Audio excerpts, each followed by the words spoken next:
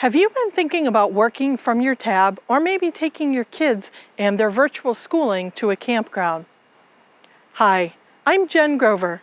On this week's episode of Tab Talk, I'll share the lessons that I've learned from working remotely with you so that you or your kids can hit the road and stay connected. You'll want to make sure that you stay tuned until the end because I'll be sharing resources that help shape my mobile setup. Stay tuned until the end. There are two main ways to connect when you're working remotely. One is using Wi-Fi and the other is using cellular data. Wi-Fi is only available at a campground that offers Wi-Fi. That's usually going to be an RV park. Honestly, many campgrounds have a reputation of poor Wi-Fi. Sometimes the Wi-Fi works, sometimes it doesn't. If it does work, it's slow. Or if it does work, maybe they've throttled the speeds to keep people from watching movies all weekend. If you're using cellular data, make sure you understand your plan. A lot of unlimited plans will slow down or throttle your speeds after you use so much data. For example, my Verizon unlimited plan has the right to throttle my speeds after I use 30 gigabytes of data for hotspot activity. If you're using a cell phone, you can either use your phone as the hotspot or you can use a MiFi or Jetpack device. Either one will work. If you're using Wi-Fi, a Wi-Fi booster might be in order. And there are a lot of routes you can go. You can spend a lot of money.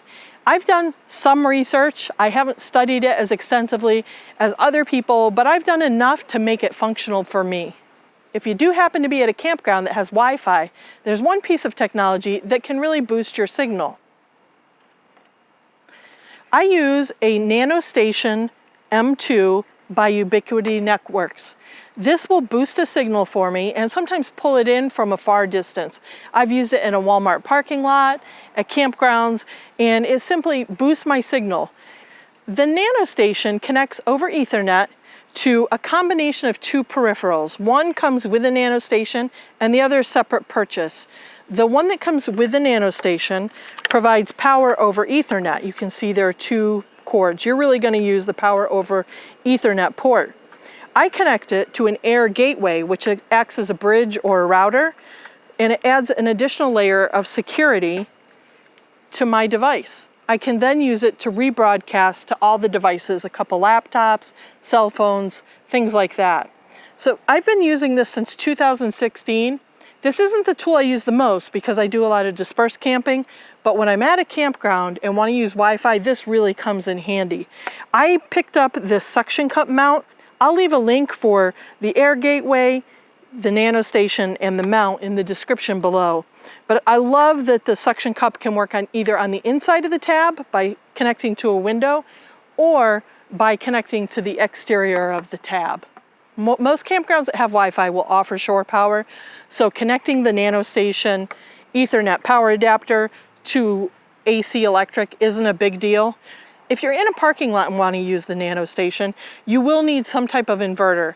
I typically use my Goal Zero Yetis and it works perfectly. If you happen to have an inverter installed, then you just simply plug into the outlets that you have wired to the inverter. The reason I went with the Nanostation was that it was a very reasonable cost. It was around $55. I think I picked one up used actually, but you can get them for under $100. So it's not a huge setup fee. The other thing I liked is I didn't have to do any wiring to the tab. Now, if you're a full-timer and you're going to be using Wi-Fi frequently, for example, you're going to be at RV parks more than you are state parks or boondocking, then a Wi-Fi ranger might be a nice option. Now that's a permanent install and will require wiring, but I'm sure an RV dealer can help you with that if you can't do it yourself. Next, let me talk about how cell phone data can help you stay connected. Now there are two options when you're using cell phone data. You can use your phone as a hotspot, or you can use something like a MiFi, Jetpack, one of those standalone devices that broadcasts 4G data for you. Whichever route you go, you want to make sure you really understand your data plan with your cell phone carrier. There are a lot of unlimited plans available, and what you don't understand is that many of those plans will slow down your speed or throttle it after you've reached so much usage. For example, my Verizon Unlimited plan starts to throttle my speeds, or they reserve the right to throttle my speeds once I hit 30 gigabytes of hotspot usage. I typically just use my cell phone as a hotspot because it's just me and my devices. If you have a family, it may make more sense to go with a jetpack, but if you aren't sure, start with your cell phone. If you need to, you can always switch or add a jetpack as a later point. I use a WeBoost 4G Drive Sleek cell phone booster. Now I'm missing the side cradles that hold it in, but I still have the bottom. Essentially, I take my cell phone and I set it on the cradle, and the cradle boosts the signal. The cradle has a connection for power, which can either be via USB on the side or through a 5-volt charger that you connect to like a cigarette style outlet like we have in our tabs, or you can connect it to AC power via the 5-volt power port. At the bottom, you'll see a little coax connection. It's almost like a micro coax. I'm sure somebody who does phone installations can give us a better idea of what exactly that cable is, but that cable connects to an antenna. This is the antenna that comes with the booster. You can tell it's pretty small, so it's going to do basic connection, and there's a coax on the other end that connects. Cell phone boosters won't give you signal where there is none. They're meant to boost an existing signal. So you can't go anywhere you want with a cell phone booster and expect it to work. You do have to do a little research. There are websites where campers report their cell phone connection. I use campendium.com. They have an app for iPhone, but the mobile site works great for Android users. I actually have my Campendium shirt on today. And I used that in 2016 to help plan general areas where it would be safe for me to camp while I wanted to work.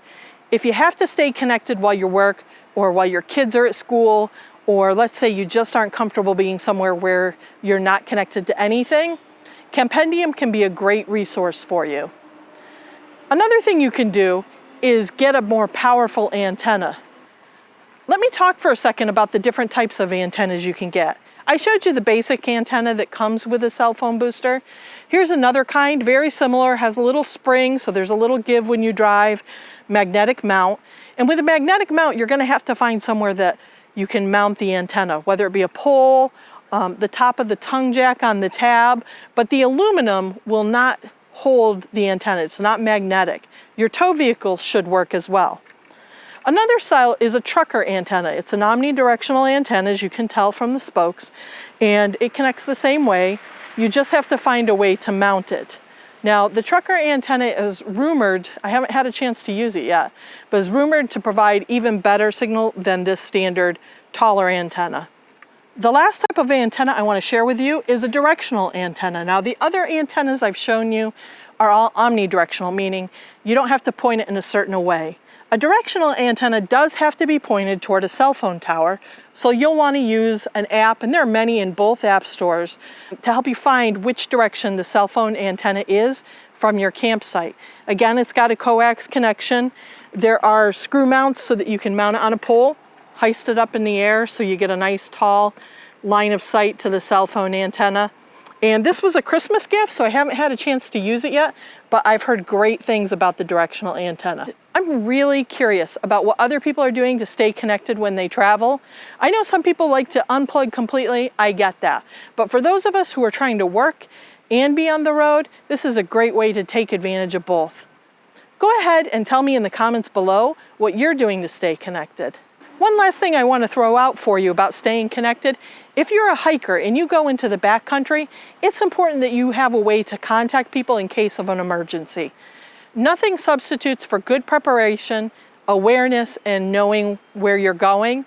But if you find yourself in a situation where maybe you've fallen and you need help, using something like a spot device or a Garmin inReach can help you communicate with emergency people or even friends and family to let them know that you need help, or maybe that you're in a life-threatening situation. Both of those devices are standalone devices that you purchase, and then you subscribe to either a monthly or annual plan. I've used them both. Right now I'm using a Garmin inReach Explorer because I find the signal a little better, and I like the two-way communication that comes standard in the Explorer. Few last things to share with you, as I promised. First, one of the resources and websites that I found very helpful when I was setting up my mobile setup was the Technomadia site. Chris and Cherie have been digital nomads for years and really have a wealth of information available. Some of it's free, some of it's paid. I'm also going to drop a link in the description below to a YouTube video that I found very helpful when I was setting up my Ubiquiti Nanostation. If you're setting up a Nanostation, you'll want to take a look at this video. Lastly, I want to share the website of my friends Steve and Karen, Tab Central. Steve and Karen share a wealth of information for tab owners as well as great travel tips for you, so I highly recommend stopping by and visiting their site. If you like this video, please go ahead and hit the thumbs up button, and if you're new to the channel, I'd love it if you'd subscribe and click the little bell so that you're notified when I post a new video. Thanks for watching.